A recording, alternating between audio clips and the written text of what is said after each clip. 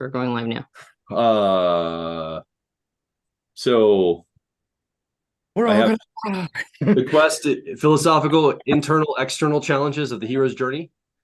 Are we live? Oh, Fabulous. We're live. we are live. Okay. Fantastic. Welcome everyone to. Hope everyone heard me say that. We are live right now. Yes. Oh, we are live. Okay, we're trying something very new right quest. now. So here you go. Here we go. Let's do this welcome formally, since we are live. Woohoo! Live things. Joel Mark Witt here for Personality Quest. Welcome everyone here with Antonia Dodge, Christian Rivera, Jonathan Harden. Producing today is Karina Gunyon. We're testing something new right now. We are streaming to multiple platforms today at the beginning of Quest, just to test it, just to see what happens. So you should be watching us on X Twitter. You might be seeing us on Instagram. You might be seeing us on Facebook or on YouTube. It's okay. But if you're part of the Quest Club membership, you're actually here with us in a Zoom call that's being broadcast all those platforms, because in just a few minutes here, after we watch a little segment of the Personality Hacker podcast, we're going to go into some breakout rooms and some small group discussions and journal prompts to talk a little bit about how we apply some of these personality principles to our life. So again, welcome to Quest Club. If this is your first time ever watching us, we live stream the beginning of this just to kind of welcome people and also watch a clip from the Personality Hacker podcast together each week that we have recorded. This week, we're going to tune into a small segment from the episode that's coming out later today, called, well, actually, it's about waking up. We're in the series of the ups, right, Christian? Where you've been on the show with us, and we're on, I think it's episode 3. What are the ups? Of the Yeah. Remind people what the ups are. What are the ups? It's not a drug. It's what I'm having a hard time doing today. It's waking up is today's episode. That's apt. It's a 5-part series. The introduction episode was basically introducing the concept, which is like this huge framework called Grow Up, Wake Up, Clean Up, and Show Up. And it's based off of Ken Wilber's work and his work with integral theory and the Integral Institute. And it's this way of understanding human development and what we're doing here in the personal growth space and what we end up leading towards, which is a lot of shadow work, and the cleanup episode covers all of that. And then showing up, which is like integrity and bringing our best self to every situation that we can. And so today's episode, or today's clip, is covering wake up, particularly related to personality types and how we wake up to personality type systems. And suddenly we want to bring everyone along with us. And there's some interesting stuff to talk about there that I think this episode will create some interesting conversation. I don't want to go too deep into it to give it away. Do you think I will be convicted that I've preached personality type to every living soul that can hear me? I think that's the desire for a lot of people. It probably depends on your predisposition for wanting to be the missionary for that or not. You know, A type evangelist. The type evangelist. Yeah. You know, we've seen plenty of those. It's like they go back to their home and they want to teach their mom how to do this, and they want to have their cousin or their partner, or, you know, suddenly bring everyone into this because it's so illuminating, right? It wakes them up to new territory. And often when you wake up, you can't unsee something. It's like, you know, seeing behind the scenes of the Matrix, which is funny. Jonathan had mentioned that before we got on this call. We were talking about the Matrix a little bit. You know, it's like you're seeing some of the code of life and you can't unsee it. So I think waking up has a lot to do with some of those aspects. And the whole episode has a lot going on, but this clip in particular will be focused a little bit more on personality types. Yeah, this week we've been watching every week. If you've been part of us here at the Quest Club, we've been, you know, because you've been part of this experience, been watching the full episode of the Personality Hacker podcast each week together. And while that's really good, some people are reflecting, look, I would actually love to focus in on maybe one aspect, one learning point of it, and get a little bit more specific.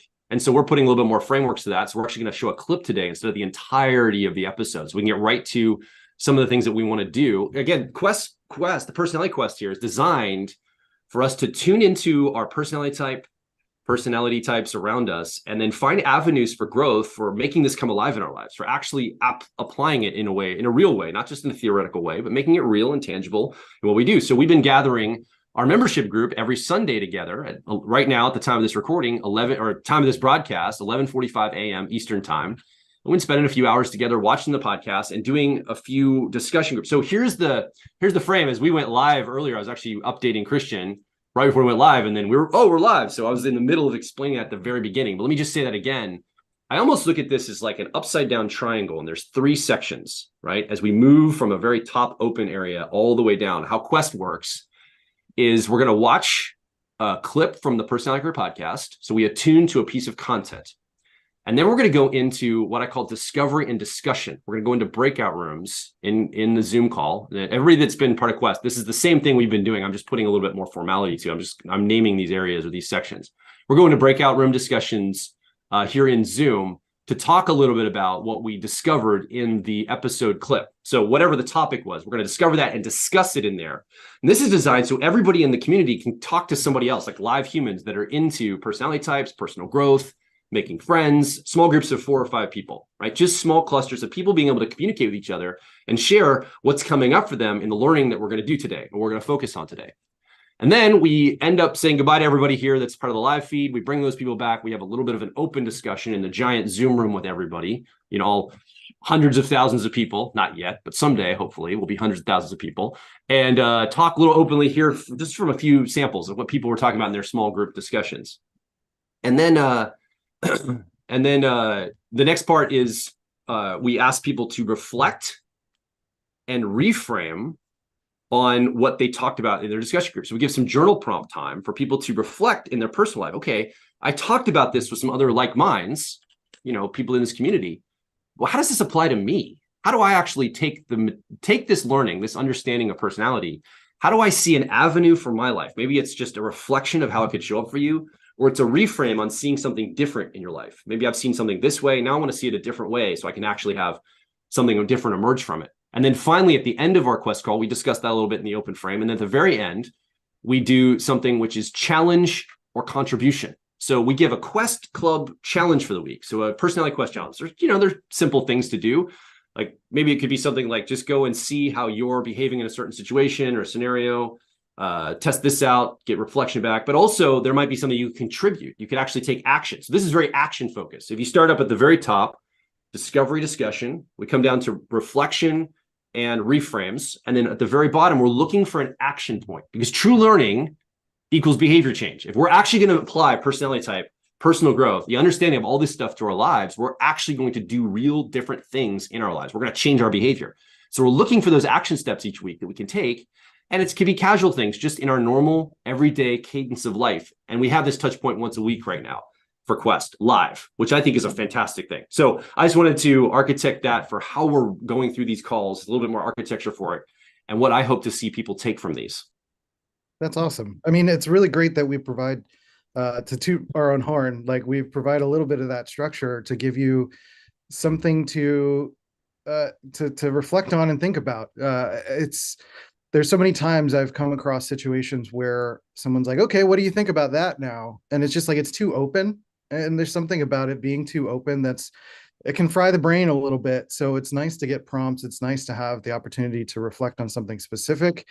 And then also it's like, we're not hand holding either. So it's like, we're giving you a quest, but it's up to you to now take that quest and go into your life and make something of it, right? It's one thing to philosophize about type and just keep it all heady. But I think that's becoming sort of a new mission of ours, is to bring it alive in people's lives and to support that for you. So hopefully that makes sense to you watching. And if it does, I'd love to have you reflect some of that in the comments.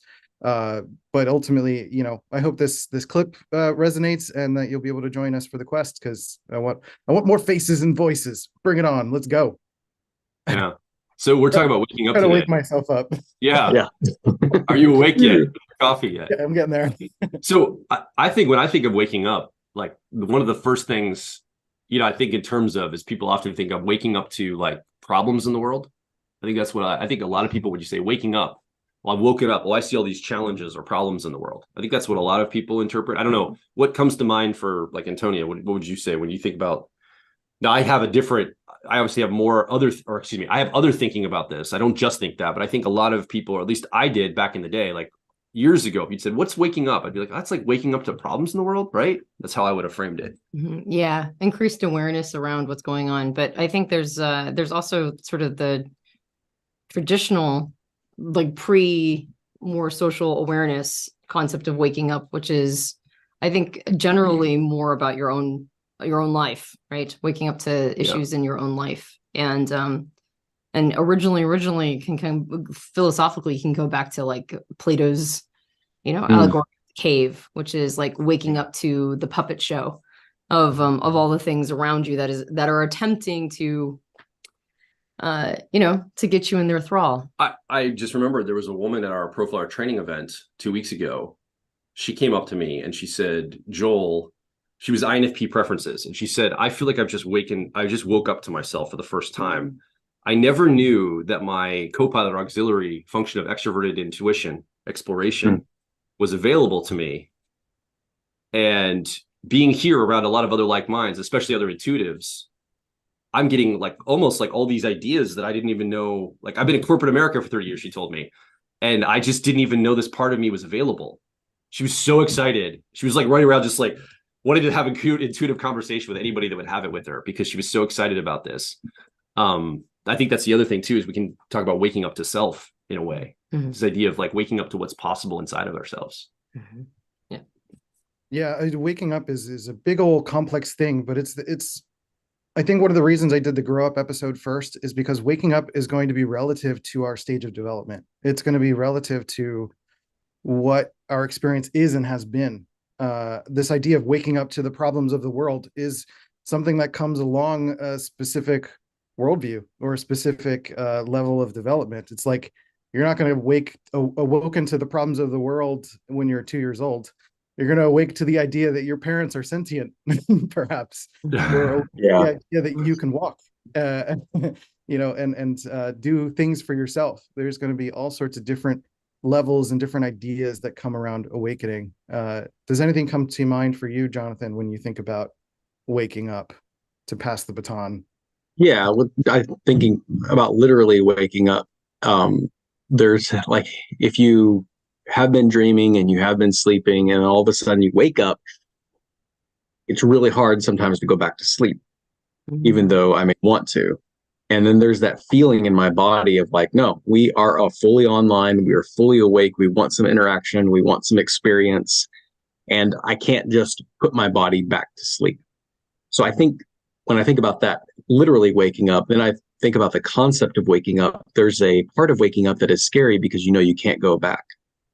If you think about developmentally growing up, you're kind of waking up to, your brain is like waking up, like you said, as a 2-year-old, like suddenly becoming aware of this big, massive world, and then going through puberty and as a teenager, becoming more and more aware, waking up to new parts of your psyche. There's a part of that can be scary because you're not going to be able to backpedal. And if you do, I mean, there's a lot of talk around stagnation in life, but waking up, there's a scary aspect to it as well, because now you've entered a completely new world. You've gone from the world of dreams and imagination and safely being in your bed to now having to interact with a big, wide world. Well, and then, sometimes it is breaking out of that imagination, like you said, of anything is possible to now only really specific things are possible. Oh, yeah. Like I have to actually get out of bed and physically move and do things now. But the desire to go back to sleep is like, can lead us to just laying in bed, like literally laying in bed while awake. And it's like the equivalent of trying to breathe underwater. It's just, make a choice. You get up and do stuff and actually do something with that awareness, that awakening, or just lay there until it's time to go back to sleep, which a lot of people try to do. And I think the full episode, when you do get a chance to watch it, will really cover the depth of all of this stuff. But this clip, I hope, will give enough context to have some interesting discussion as we go forward into our request this week. Yeah, we're actually a little delayed on the technical side for the clip. There's a little technical challenge. So let's just keep going here while I get that. Yeah, started. And I was saying I'm pretty much extroverted thinking blind, so I was just going to keep talking. Christian, what you said about like, actually having to put, and what I heard it was my dreams have to become realities. And there's a certain groundedness of practicing your dreams that I think is in that waking up period. During the dream state, you're imagining things, you're coming up with ideas and possibilities. And then suddenly, in order to make those dreams and realities an actuality, there becomes the need to daily practice. And that is through morning rituals in life and just doing the same thing over and over and over again during your waking hours. And then, hopefully suddenly, a year goes by, 2 years goes by, and you see that your dream has become a reality and not just something that lives inside of talk and fantasy. Yeah. There's a little bit of this paradox of waking up where it's like, it sounds exciting. It sounds like this big old realization, this dopamine release, this big old like new exciting territory, which is why like we want to bring people into it. But it can be tricky and challenging all at the same time, because now we have to do something with it, and not have to, you could literally not do anything, but you're almost compelled to. Well, that's why it's scary too. It's just suddenly like, wait, I'm awake. I can move my body. I can take action, and my actions have consequences. I think that's why it is scary, because like, well, am I now obligated to live? Am I now obligated to take action? Right. Yeah. And with personality types as well, it's like, awakening to the idea that, if you come across you wake up to personality types, you come across personality hacker, which was pretty much my journey. You come across the notion of growing your co-pilot, and growing the co-pilot has been this like, really helpful balance to go forward into that. And you're looking for principles, you're looking for axioms, you're looking for ways to start navigating this. You first enter it and it's like, there's everything and nothing here, but like you slowly start finding little footholds and little ways to get your way through this new territory. And kind of depends on what you're waking up to and from. And I think that you can see how, like you said, it sounds like a romantic thing almost, or maybe like a level up, which it oftentimes is, but level ups are a lot less pleasant in reality than they are in video games. But as a general rule, I think, I think of everybody who won't have a conversation with me that we both know we need to have. Right. And I feel like those are like little micro expressions of wanting to stay asleep to something. And every time we avoid something that we know that we need to be looking at head on, and every time we avoid a conversation we know we need to be having, and every time like somebody reflects something back to us that we demonize them because they reflected it back. These are little micro expressions of wanting to stay asleep to something. So waking up, I think, is oftentimes, it can be pleasant, but usually it's jarring. And as you mentioned, in large part because it's like, now I'm responsible to that information. Now I have to do something with it. And maybe I can't do anything with it right now. So then I have to live with it. Like waking up also means that I just have to live with like maybe you had like a big project due that day, and you don't know if you're actually going to get it complete. And you had a great dream, but then when you woke up, all of a sudden, like it dawns on you that you've got this thing looming in the future that you may or may not have control over. And you just have to now you just have to know it. Now you just have to live with it. So I think waking up also means it doesn't just make us responsible. It also, it creates awareness around things that we maybe have created a lifetime of coping mechanisms to not have to look at, right? like we might have constructed some very complex systems to ensure that we don't have to wake up to this thing. And then suddenly we do. So I think waking up has both positive and negative connotations. Sometimes it gives us a sense of oh gosh, now I have all this work to do. And then other times it's actually like you wake up and then you remember you have an exciting day ahead of you, like really awesome stuff is coming up, or a day that's filled with possibilities. And I think that's one of the nice things about waking up to type is that's one of the pleasant wake ups, right? That's one of the moments when we wake up to possibilities, and we have all this opportunity in front of us, or maybe we have a bunch of permission in front of us that we never had before. So not every waking up experience is pleasant, but I think waking up to type, I think that's one of the ones, and that it has a lot of power too. So it combines a pleasant experience of awareness with a lot of potential and power, and that's maybe that's a formula for love. Right. That's why I think a lot of people fall in love with type. It was one of the good ones. It was one of the good waking up experiences. Not for everybody, but for most people. Yeah. All right. We got our technical challenges handled. Now, our production machine for some reason is down for being able to play this clip, so I'm going to be playing it off the machine that I'm broadcasting on here. So this is the first time I've ever tried this. So I think it's going to go smoothly, but we'll see how well it goes. We'll be back after this clip. Please stay tuned because we're going to come back and we're going to unpack a little bit of this episode. And then if you're on the Quest Club, we're going to be going into breakout rooms to talk about it. It's not going to be a very long clip if you're used to watching the entire episode. So stay tuned. We'll be coming back faster than you even know it. We'll see you very soon.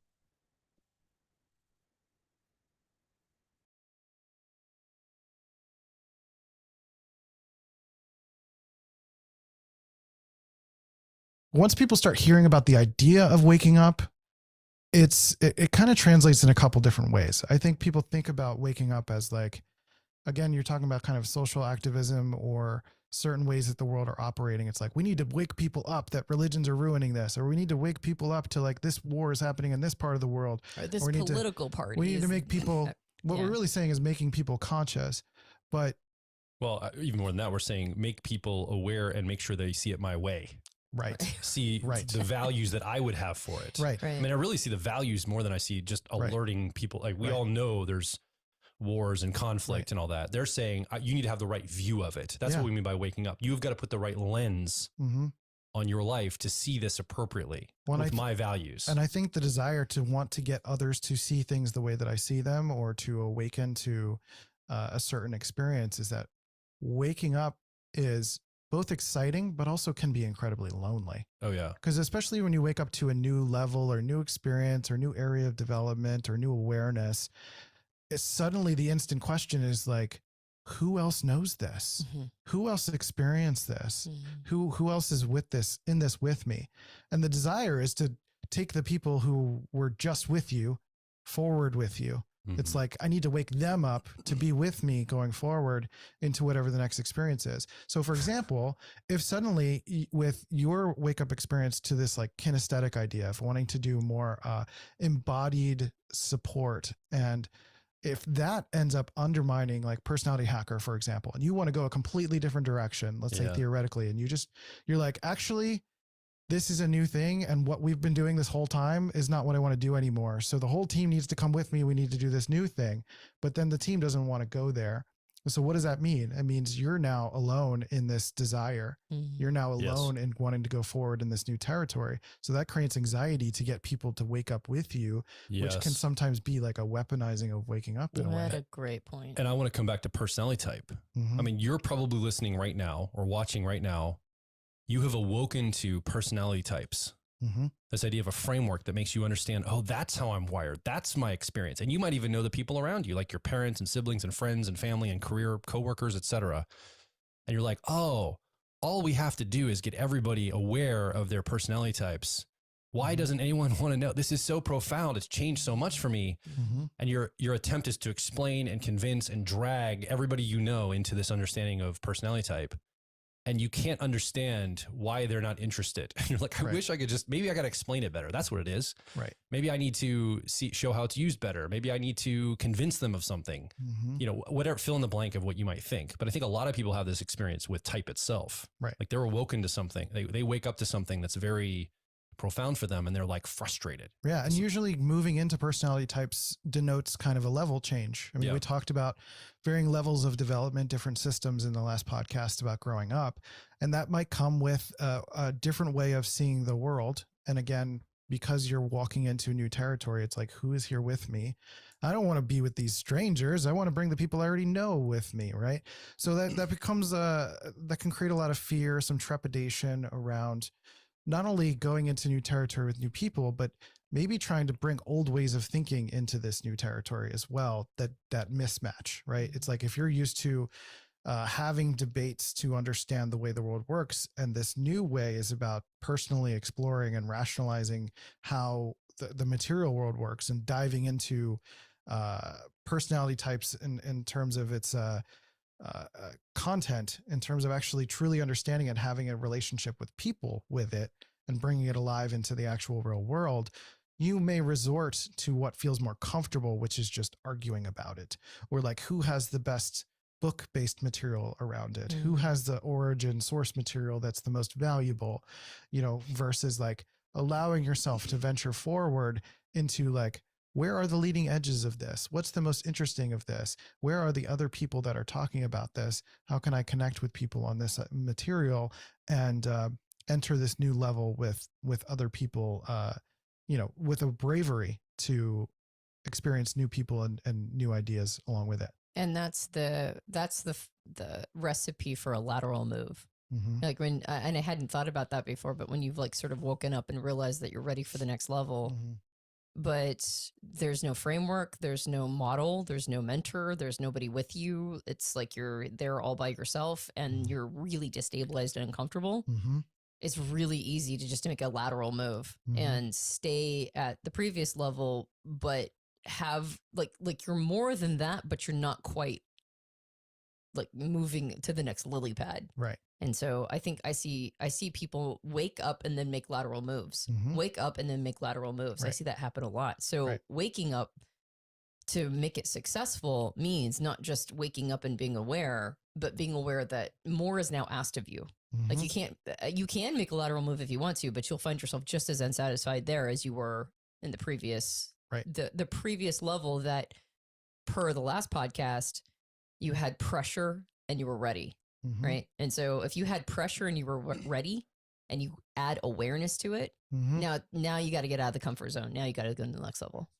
And that only covers one area of what waking up could be. That's the levels part of it. It's like moving from levels of awareness to different levels of awareness, or different worldviews to different worldviews.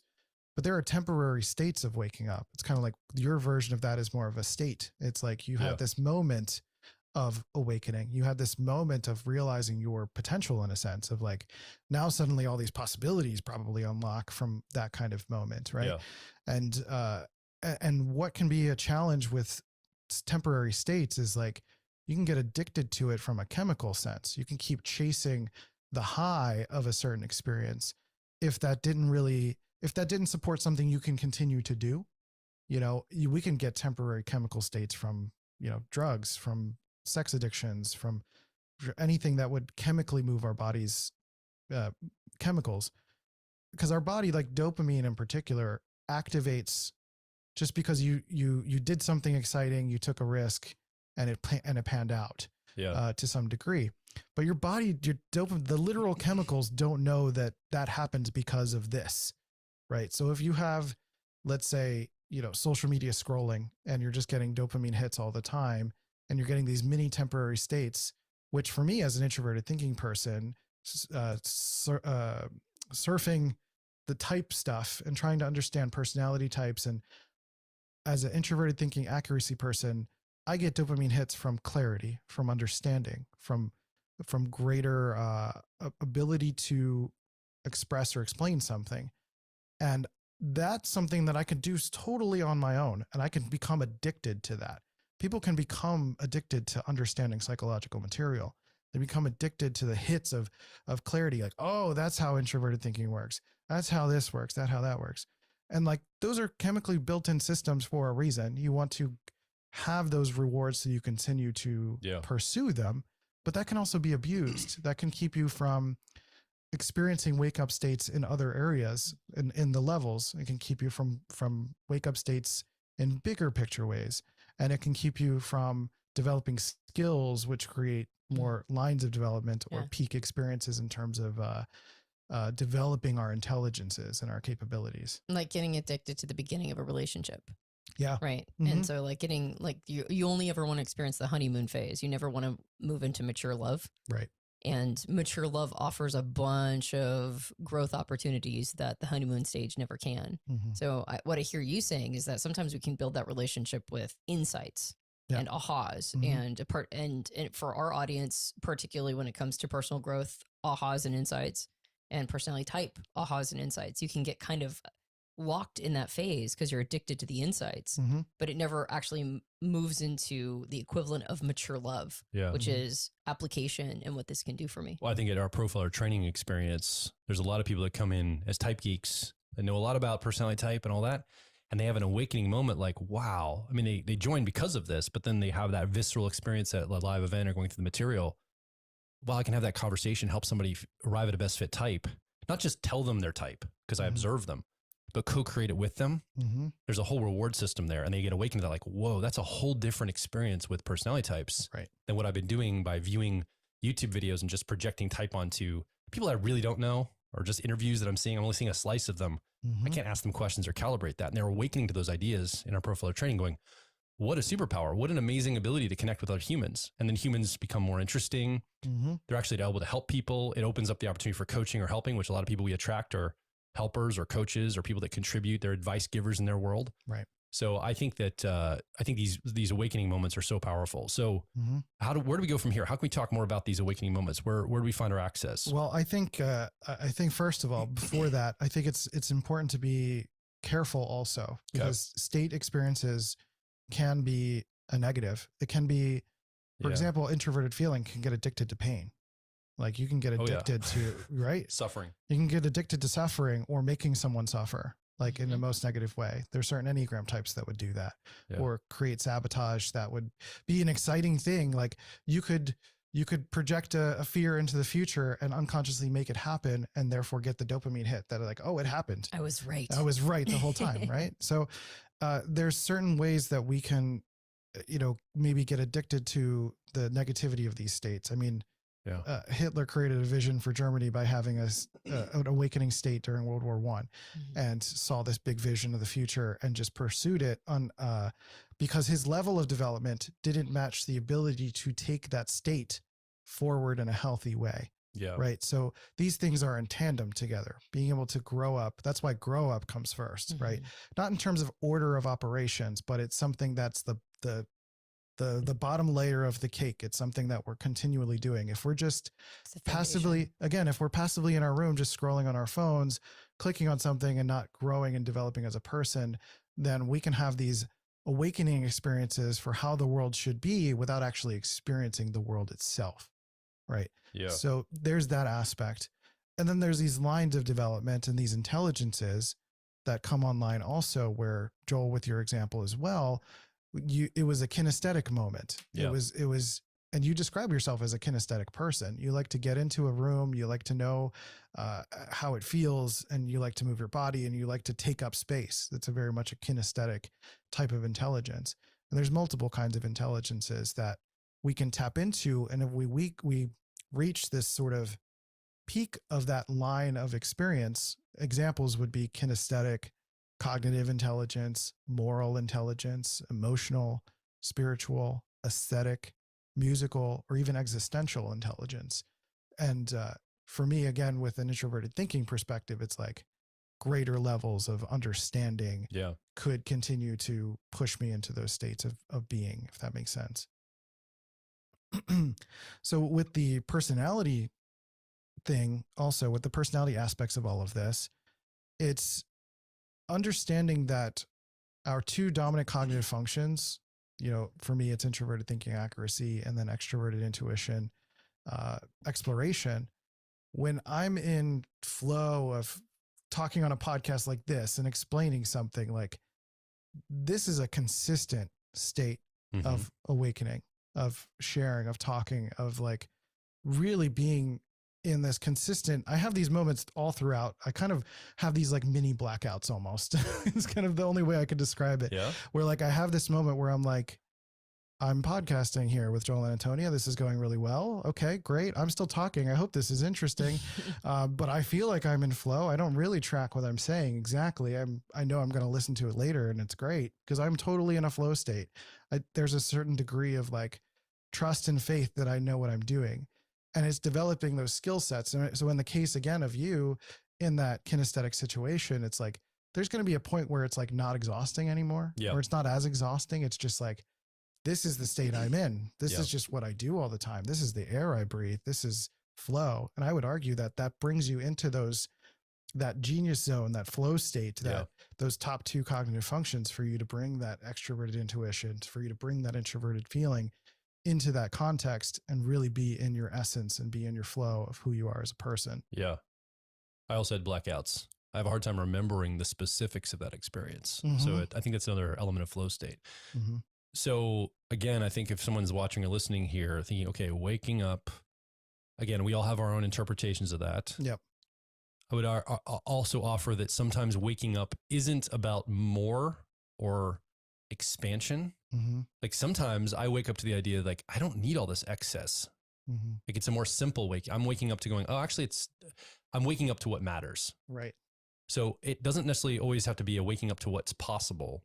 It also could be waking up to priority. Like, oh, this is actually, I thought it was all about this stuff out here, maybe like impressing people or feeling safe or having power in my life or whatever. And then I realized actually at the end of the day, I've woken up to the idea, like it's really about loving the people I'm around, loving myself, attuning to my own existence, showing up for my kids and the people that I need to be, around and surrounded with and supportive of, and carving out a space in the world of the things that matter to me, because I can't do it all. And so I've woken up to this idea that it's not as expansive as I once thought. And I think that's the other thing is it's not always bigger and more and more and bigger. Right. We always think of waking up like that, like you're seeing more territory, but just because you see more territory doesn't mean you're trying to take in all that territory.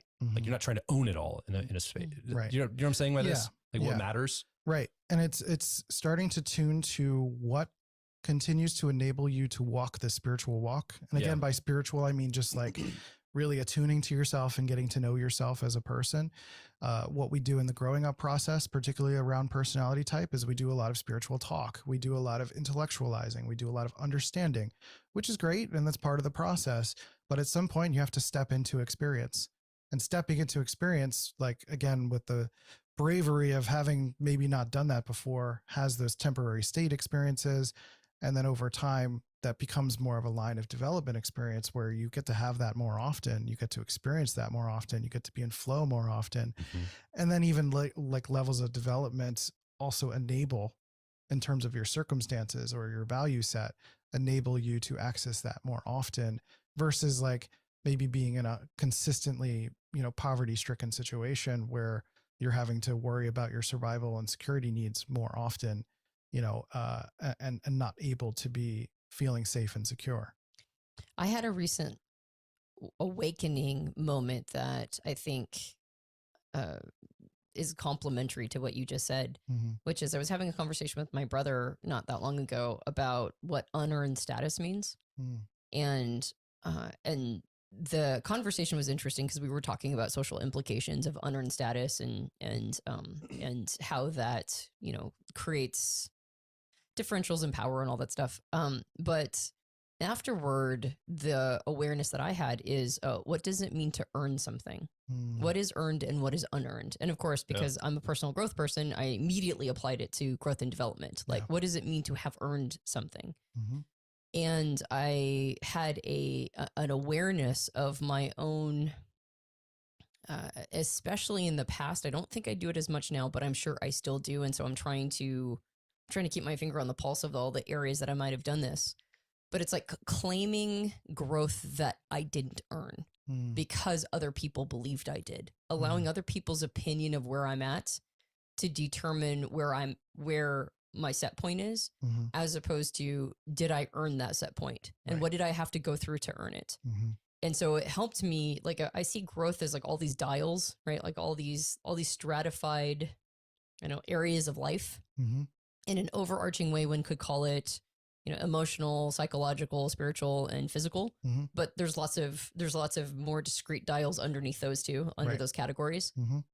And I think I sometimes talk as if I have earned something I have not, and I talk as if I didn't earn something that I did. Right? I'm like I'm being falsely modest in some ways, and I'm being falsely what's the word, like presumptuous or presuming that I have gotten to a place that I actually haven't. And that awareness, that awakening I had, what it gave me wasn't a bump up in my development. What it gave me was like a clarity of where I actually am at. And so it started pointing me in all these different directions of, okay, I think I have claimed ground that I did not earn. And I am not claiming ground I did earn. And when I let myself feel that, experience that, like it was like a embodied, almost a somatic experience, I felt everything get really calm, right? It was like, oh yeah, I'm allowed to say that I'm good at something. Right. I don't have to pretend I'm not, because it might make somebody else uncomfortable that they're not there yet. And I don't have to diminish myself in behalf of other people, because that's actually infantilizing them. that's acting as if they can't handle that people have gotten further than they have in one area. Right. And I actually have to very much stop claiming things that I did not earn, because people will give me unearned credits because of the things I have accomplished. So if I claim these things, they're going to buy it because they trust me. So I'm exploiting trust. And then, I mean, it was just like a massive reframe. And it was just a moment of clarity. It was like a moment of understanding. And it gave me a really good calibration tool, right? Or at least in my own mind. And so that was a waking up experience that I don't feel leveled me up, but it gave me some tools that helped me level up. I think that's what you're kind of talking about to some extent. Yeah. Well, and you're kind of speaking to the modesty piece of it too, that I think is important when people start thinking about awakening or waking up or having these waking up experiences.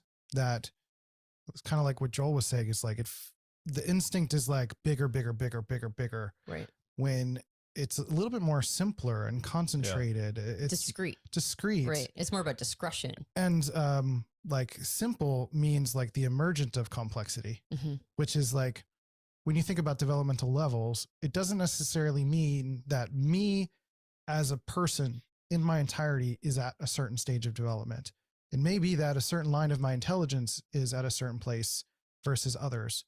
It tends to be that our cognitive intelligence tends to be a little bit further, which is why, like, when someone might talk about spiral dynamics, they might say that they're 2 stages ahead, because really mentally they might be. They might be having a mental awareness of a state that they may have had a bunch of awakening states cognitively in those moments, but they may not have had embodied physical kinesthetic experiences in those moments. Because our brains go faster than our bodies. And maybe further down, there might be not tapping into an existential intelligence as much and thinking about the meaning of our lives and all of that stuff, right? So that's what I mean with awakening is awakening to the fact that it's a little bit of peace from our minds, because the mind gets really cluttered and it tries to make things simple. It's like, in the moments where I'm just like, I literally cannot think about anything outside of this room right now.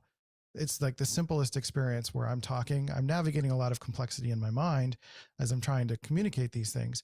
This is a very simple, beautiful experience that we're sharing with each other, talking about this. And like, for me, this is a consistent wake up spiritual experience to be doing this stuff. And for others, it's like starting to access that through consistent mindfulness work, getting present to not only having to rely on peak experiences, like things like performance or orgasms or group singing or anything that will apply enough pressure for you to have a peak experience, but then you can start to work on the quote unquote mindfulness work to be able to calm the mind, to be able to focus, to be able to bring those experiences with you in more cases, as opposed to relying on external world things to make those experiences happen.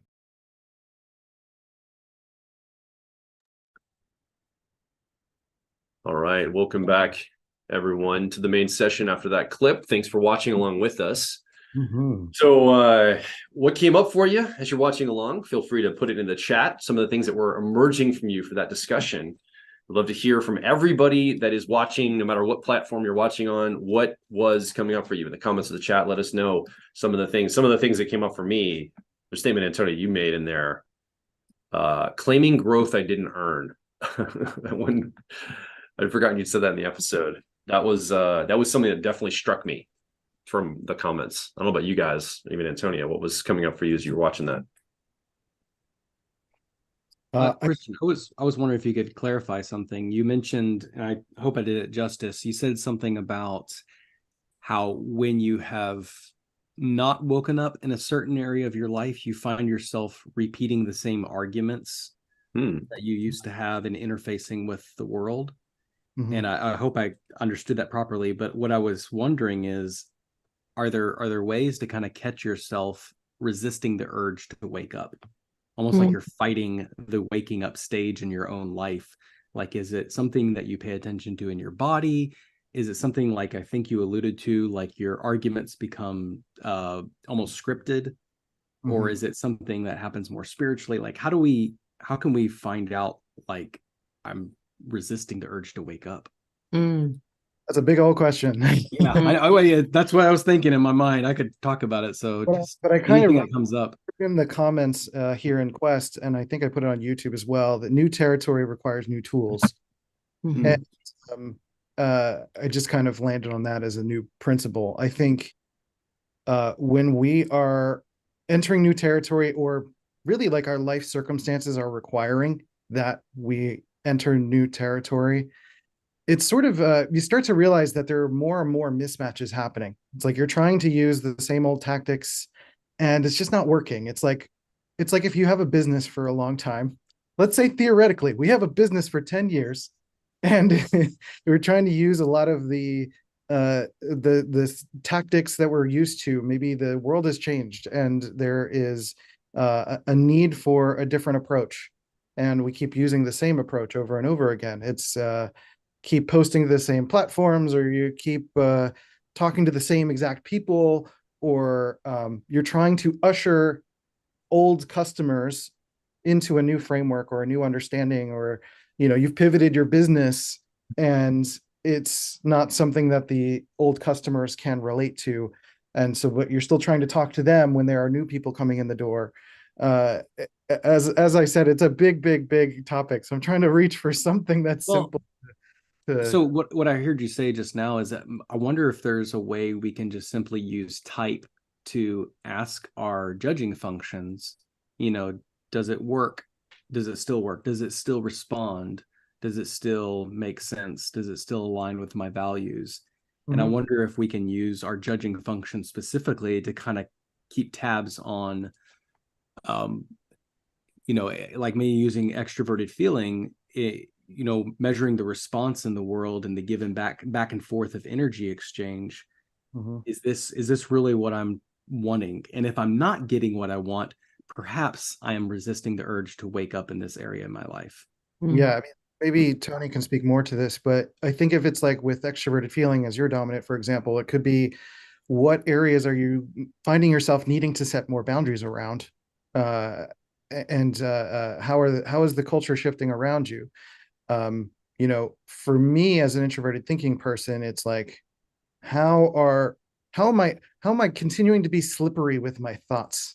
Like, how am I reworking my own internal code? How am I reworking my own internal code to like keep me in the same place? How where am I not challenging myself? Making Molly and I are both reading this book called The Comfort Crisis. How am I continuing to make myself more and more comfortable? Yeah. On what point of detriment versus like, where am I starting to challenge myself? Those are big questions, but I think that could be a start. Yeah. Well, and I think sometimes I have noticed that self-care can slip into this, like the need, like we had all this, like, oh, we have to do self-care. We have to do self-care. And there was like a trend going towards self-care. And I'm like, I think sometimes we hit an event horizon with self-care and then we got to go back and get out of our comfort zone. But that said, this conversation is a perfect segue into our first breakout room conversation for Quest. So let's head that direction. Absolutely. Let's do that. So if you're here part of the Quest membership, you are going to go into breakout rooms where I got these forms. We're going to open them up. Here's the discussion and discovery prompt for this week. All right. This is what I want you to go in and talk with your fellow Quest members around. And if you haven't met, so first of all, introduce yourself. If there's somebody new, you're in your small group of 4 or 5 people, make sure you introduce yourself and know who they are. We're going to let's put 12 minutes on the clock, and we're going to open up with this journal prompt, and then we'll be back here to open up and discuss it in the general topic area. So here's the prompt. Thinking in terms of, we're talking about waking up to your actual personality. So this idea of waking up to I mentioned the woman that was at Profiler training, by the way, which is a fantastic thing to join. If you're watching right now anywhere and you haven't been part of Profiler training, you should join it. It's an incredible experience, learning how to sit down with another person through a conversation, help them arrive at their best fit personality type. And in the process of learning that, you learn so much about yourself and so much about Myers-Briggs and so much about cognitive functions and so much about the human mind and the heart and how it works. It's a fantastic course for life, not just for understanding type. So I really recommend that. In fact, we're going to open up enrollment this week. We have a free webinar if you want to learn about it. personality.com/webinar. You should come to that Tuesday, December 5th. Learn more. Here's the journal prompt. What actions in your life are you taking that honor you waking up to your personality? So not just things you're thinking about, not just discussions you're having. What actions in your life are you taking that are basically illustrating or demonstrating that you're waking up to your personality? So this is an action-focused question. If you go into your breakout rooms right now, talk with your breakout room partners, the Quest members in there, and determine which of those actions you're actually tangibly taking. So what actions in your life are you taking that honor you waking up to your personality? We're going to open up those rooms. I'm going to put 12 minutes on the clock, and we're going to see everybody back here after 12 minutes to discuss in the open Zoom area. We're going to hear just from a few people what was coming up for you. And we'll see you back here in 12 minutes. Let's go ahead and open those rooms up now, Karina, and we'll go from there. Fantastic. Don't forget, you got to click the little button to go into the breakout rooms. If you're watching us still live on the live stream, you can still be part of Quest, personality.com/Quest, and join our experiences every week. We're going to actually close down this live stream in just a minute here or two and go attend to the Quest members as we do some journal prompts and work on a quest for this week, an actual action step we can take in our life to connect things in a real way. All right. So we're having a little technical trouble today. So Karina's operating production from this machine. So I'm passing the mouse back and forth as we operate that. One of our production machines is Yeah. acting finicky today. And again, if you're still with us in the live stream, man, you should really join us live Tuesday night, 6:30 p.m. Eastern time, December 5th, this coming Tuesday, like 2 days away. Head over to personalityhacker.com/webinar and join us for a special presentation called The 4 Secrets of Deep Reading People. We're going to go through the 4 pillars of what a personality profiling session looks like. The methodology, we're going to actually give you our methodology that we use, we teach. We spend 6 months teaching our students, and then a 5-day live event to connect them to the art and science of conversational profiling, this ability to converse with somebody, just like Carl Jung talked about all the way back in the day, about this psyche to psyche conversation, about actually seeing somebody for who they are through conversation, through dialogue, 2 people having an interaction. We think it's very important. It brings to humanity everything. So I'd love to see you Tuesday night if you can make it live as part of that webinar. If you can't make it live, you should register anyway. It's free. It's a registration page. We can send you the recording afterwards. You can still get the learning if you'd like to. All right, well, we got to go. We got to go attend to Quest Club this week. Thanks so much for watching us on this open live stream. For whatever platform you're on, feel free to leave in the comments your feedback, questions, things we can keep the conversation going this week. And we'll be back with you live next week. And you should really consider being part of this Quest experience. It's really fantastic. And people are growing and changing and applying personality type in a real way to their lives. Until then, we'll see you later. Peace out. Joel Mark Witt, along with Antonia Dodge. Talk next week on Personality Quest.